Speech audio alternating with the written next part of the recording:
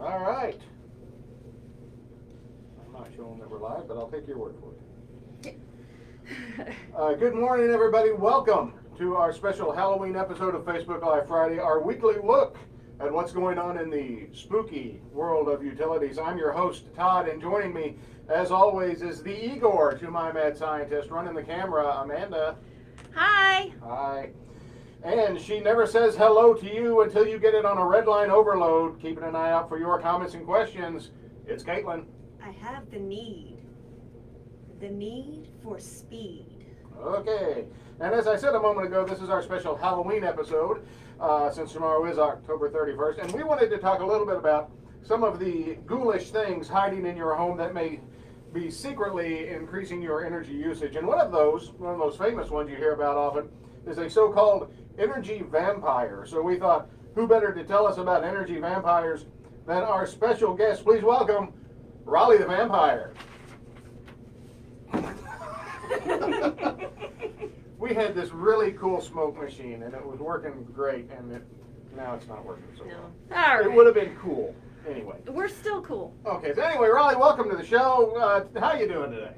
Just flew in from Transylvania. By the way, it's a first-time guest on the show. Just let you know, you got to speak loud, especially with the masks. Yeah. So how you doing today? I just flew in from Transylvania, and boy, are my arms tired. Hi-oh! Yeah, before we get started, this is your first time on the show. You got any questions before we get going here? What do you call a pig that knows karate? A pig that knows karate. I don't know. Pork chop! Hi-oh! Okay, and before we get going here, anything else before we start with the topic at hand? Which building has the most stories? I believe it's that tower in Dubai. Very tall building. The library. Ah, hi-oh. Okay, so Raleigh, what exactly is an energy vampire? An energy vampire is any device that continues to use energy or power when it's turned off. Such as? What might be... Computers. Now the fog's rolling. Yeah. Oh, yeah. How do you like Woo-hoo. Just took a minute. that? Computers, TVs, cable boxes, home stereos, microwaves, and two very common ones that I did not already list are cell phone chargers and gaming consoles. Okay, and that's probably some of the most common ones. There's Good gosh. a few more. I'll be breathing this all day. Okay, so those are using energy, but how much energy are we actually talking about here? Those devices can use anywhere from half a watt to up to 50 watts per device. Okay, which doesn't sound like a lot, but if you've got at least one of all those things, and I'm sure we pretty much all do, of those devices that you previously listed that you can it adds up. So how can you make an impact? How can 2, 3, 4? Can you make an impact in your energy cost by slaying, if you will? No offense, I get it. The energy vampire. They are distant relatives, but I do take no offense. Okay, well that's good. The average household could save maybe $150 a year, Jeez. and nationwide it costs us billions of dollars a year in wasted energy. Wow. Wow. So if you listed some of those a minute ago. I'm more in the clear mask today, and my nose itches, and I always want to do this. And I've taken a drink with this before. So let's say you're walking through your house. Is there anything that might be a tip-off that, okay, I've got an energy vampire here? If it has a clock that stays on all day long, or if it has a light on it that stays on even when you're not using it, that's a good indicator that it's still using power. And if it has a cape? Probably. Okay, so obviously, if you want to not have this thing drawing power, you can unplug it. But, isn't that kind of inconvenient? Especially because some devices, like you said, they have a clock on it. You plug it back in, now you got to reset the clock. Or I was going to say a VCR, but nobody uses them anymore. I have one. You have one? I have one. Oh, back in the 80s, that's what the fighter pilots had to set their VCRs to watch whatever it is fighter pilots watched on TV. while they were out flying. Yep. Yep. After all that, that's all you got. Yep. Yep. I mean, Right. we are privy to Top Gun, so I mean, you know. Okay, but I think it's kind of inconvenient to do that, isn't it? I mean, is there another way to do that without having to unplug everything and plug everything back in? And Yeah, reset? nobody wants to go around and unplug Yeah. everything after they get done using it. So what you could do is plug most of your items that you use regularly into a surge protector and just switch the surge protector off when you're done using it. Yeah. Okay. I have one of those. Yeah. I just always forget to turn it off though. Yeah, see, that's what I never turn it off. I mean, sometimes I do accidentally. Like when we were working from home, I had my computer plugged in to one, and I would accidentally kick it with my foot and turn the computer off and lose my work that I've been working on. That sucks. Never good. No. Is there a way to tell? And maybe I just dreamed this, but is there a device? Like, let's say I've got like this, and I want to find out how much vampire power, vampire energy this thing is sucking. Is there a thing I can plug in, like plug it in and then plug it in and then say, oh, well, a watt? I'm not sure of a device that will measure every single device that you plug into it, but you could average a cell phone charger to be maybe 1 watt, or maybe a plasma TV to be 50 watts, or you could take an average amount of wattage per device to figure it out that way, but I don't know of a device that will tell you how much. And you know, a lot of people, I know I do this. Like cell phone chargers are a perfect example. I've got my cell phone, I've got my tablet, and especially like this week is my week to be on call in our department, and I don't want my phone going dead in the middle of the night. So I plug it in before I go to bed, and you know, it probably is done charging by 2 in the morning, and then I'm not getting up till, you know, much later. So that's probably a good example of something you shouldn't be doing if you're trying to slay the energy vampire. Well, I guess ideally, you don't want to wake up in the middle of the night just to unplug something and save a few dollars. But you could unplug it before you leave for the day. Yeah. Yeah. Well, yeah, because I'm taking it with me. My Or phone. or if you go out of town. Yeah, absolutely. Yeah. You Yes. remember before COVID when we traveled? Yeah. Yeah. Oh, yeah. Oh, that. yeah. I forgot about Oh, that. yeah. We did that, didn't we? Now, I was looking around on the interwebs today, and I saw some people refer to energy vampires as phantom power. Is that like a kind of like a beef between vampires and phantoms over what this should be called? Is that like? There's no real competition. We always call it the energy vampires. Well, yeah, I mean, okay, but you know, a phantom. If we were interviewing a phantom, they They'd would probably call it a phantom power. phantom power. Okay. I don't Sounds call like it. we might need to get that copyrighted before they can steal it. Yeah, I would get on that because those phantoms, I mean, they're a little sketchy, I'm guessing. I know you probably can't say anything. You know, union rules, you don't want to, yeah. Okay, is there any, before we move on to the next topic that I want to talk about, is there anything I've left out about the energy vampires that people ought to know? To all you mama and papa vampires out there, when you get your little ones up for the day, be sure to turn off the sound machines. And if you use lights, turn those off when you leave the room. Yep. Shouldn't it be if the mama and papa vampires get their little ones up for the night? Oh, right. See, we're in a basement with no windows, so he's, you know, okay, but, you know. Well, I guess night is day for them, so it just. Yeah. You guys. I think we need more candy. Hey, Gary, we need You know, candy. energy vampires aren't the only scary things we want to talk about today. There's another dreaded energy monster out there, the plug monster. Ominous choir organ chord. I'll work on the sound. Yeah, we need yeah. a. Yeah. Yeah. Okay, so a plug monster is when you have, and we, you know, if you're saying you don't know what this is, you're lying. Okay, because we've all done it. You got one outlet with the 2 things in it, but you got like 10 things you want to plug in. So you got adapters and everything, and before you know it, you got like all this stuff, and then it's just a big wad of plugs and wires. Sometimes they call it an overloaded plug. That's probably the more technical version, an overloaded plug. Why is that a bad thing? It could lead to overheating that device, which could potentially lead to a fire. Is Is it the fire, the heat, or is it the electricity that's the bigger threat with that? Because it's, well, I guess it's the electricity generating the heat, but I mean, is it, it's more of a fire threat than an electrocution threat, I guess is what I'm saying. I would say so because, again, there is potential there for it to overheat and lead to a fire. So, but what if, you know, you're a guy like me, and in my mad scientist work, I don't have nearly enough outlets in my laboratory. Igor can attest to this. Not nearly enough. And so, you know, and plus I'm kind of lazy. That's why I have Igor. And, you know, so what are my options? If I'm, you know, I've only got so many outlets, but I got a lot of stuff I got to plug in. How can I do that safely? You could consider a surge protector.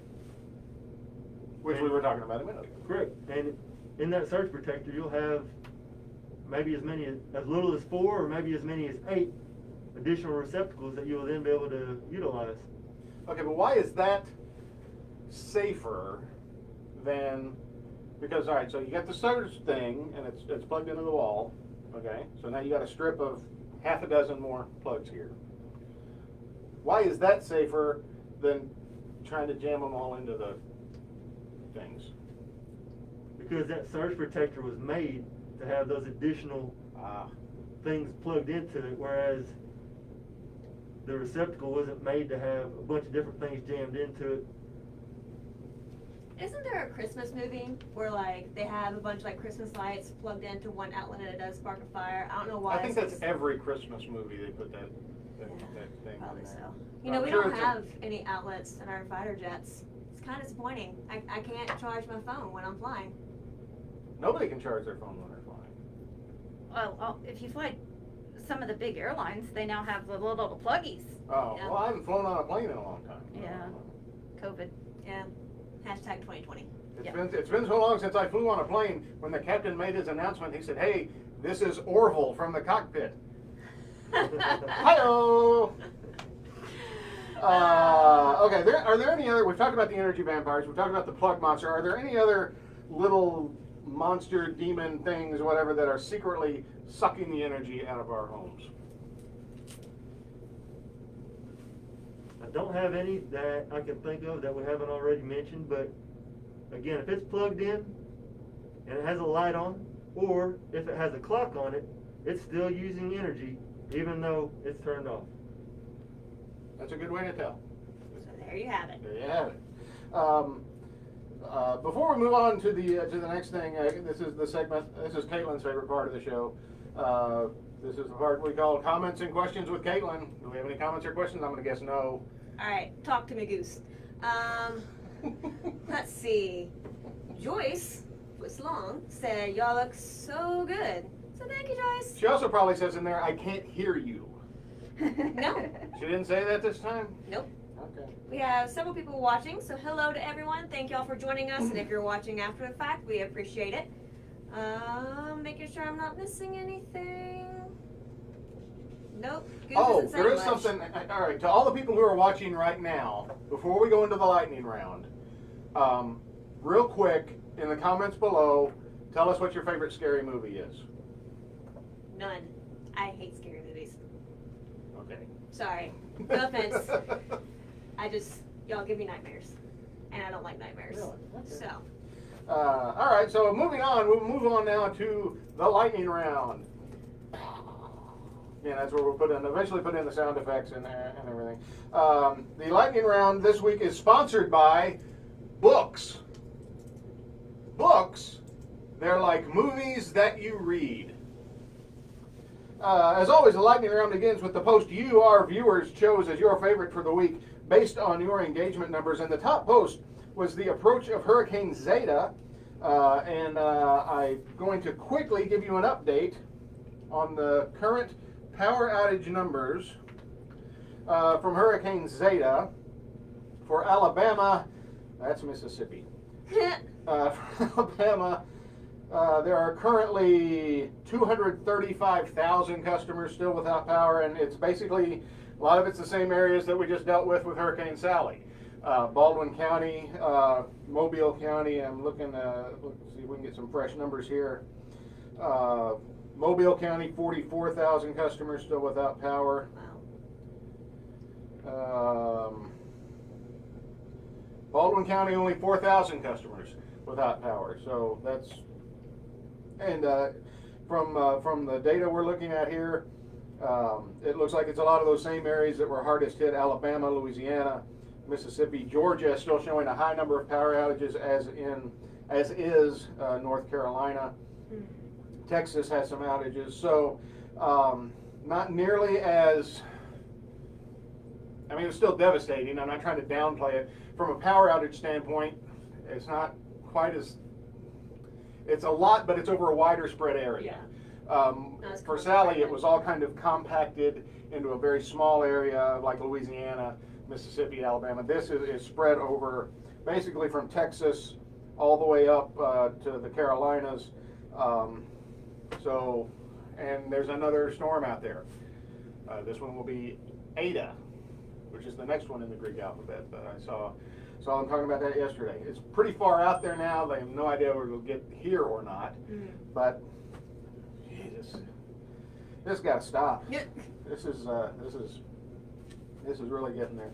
Another very popular post was a couple of days ago, and it wasn't a local thing. It was actually from North Carolina. It was someone had gone up to a manhole cover or person hole cover.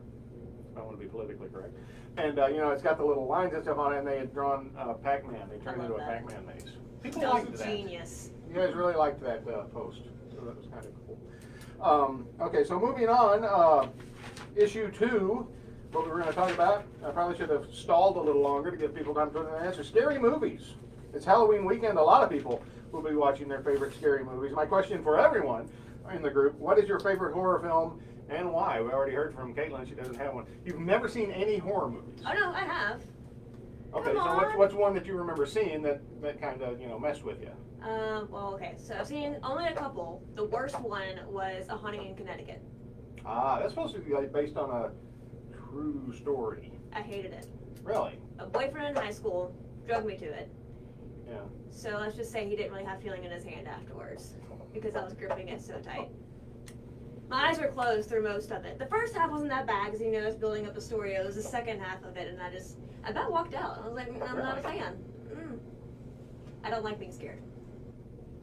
So I'm sure yours was probably one of the. I'm gonna go with Dracula. Yeah, the original, the Bela Lugosi Dracula.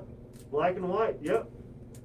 It's a good movie. It's a classic. I too am not a big fan of the scary movies, and that's what I did like. Yeah. all right. Have you ever watched the very old?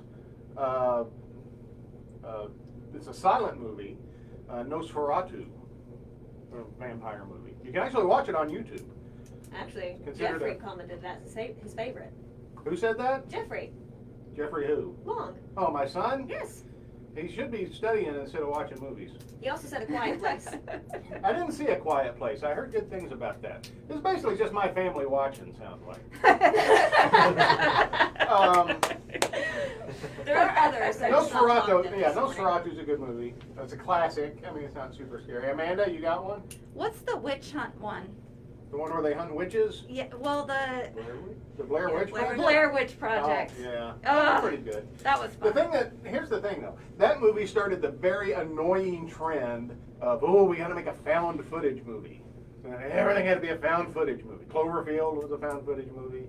Yeah. And it just, it got run into the ground too quick. It worked for them, so like, now we all gotta do it. No, you don't. You don't all have to do it. Right thing, don't be lazy, write a story. There you have it, directors. Yeah. You don't all have to do it. I had an aunt, a great aunt, she was my father's aunt, who saw The Exorcist when it first came out, messed her up for like 3 months. Aw. Couldn't sleep. And it's a good movie. I like that movie. If you've never seen it, well, it's like 48 years old now.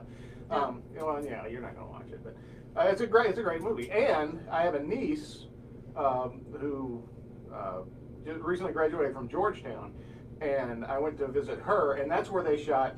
And yeah, spoiler alert, but the movie's nearly 50 years old. You've had plenty of time.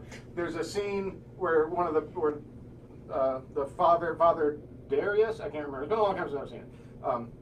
his death scene where he falls down this big flight of stairs. That was shot at Georgetown University, and you can still go there and see the Exorcist steps. Interesting. So she took me to see those. That was pretty cool.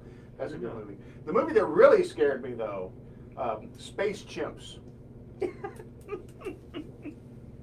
animated movie Space Chimps. Okay. It's a joke. I know. I actually fell asleep during Space Chimps. I took my kids to see it. Fell asleep. Anybody else got a favorite movie they're chiming in with that's not related to me? Let's see. Alan said that Hereditary messed me up for a couple of days. The thing What is it? Hereditary? Hereditary. Thing paved the way. Paranormal Activity was good. Oh yeah, I like Found Paranormal footage. Activity. If you hate sleep, he said. Yeah. So, yep, that's it. Thank you, Alan, for commenting. And shortly, of course, you had The Exorcist, and it made so much money, they tried to make another one, and that one was called, of course, Exorcist 2 Electric Boogaloo. And of course, for the third part of the lightning round, we have our birthday shout-outs. Well, shout out today, if you are a big fan of 70s television, as I am, you're instantly going to recognize the name of today's birthday, Mr. Dick Gautier. Dick Gautier. Any Dick Gautier fans in the... He appears in Get Smart. He played Jaime the Robot in Get Smart. And he used to be a panelist on all the game shows. He was on Match Game, Password, Tattletales. Born on this day in 1931. Making him how old? It's too early for that. 89? No. Correct answer is 85 because he died in 2017. Oh. But do yourself a favor. If you love TV history, sitcom history, go and Google Dick Gautier, Gautier, and when his face pops up, you're going to go, oh, I know that guy. He's one of those guys. I'll probably recognize him. I do like the show Match Game. Oh, Match Game was great, Yes. but wouldn't have been what it was without Richard Dawson. You take No. Richard Dawson out of Match Game, you got Yeah. nothing. Yeah. You got I nothing. concur with He that. was that show. Nothing Yeah. is Gene Rayburn, but you got no Richard Dawson. You got no Match Game. I concur. Anyway, okay, we want to end our show again with something we started last week. We want to extend an invitation to Weird Al Yankovic to be a guest on the show.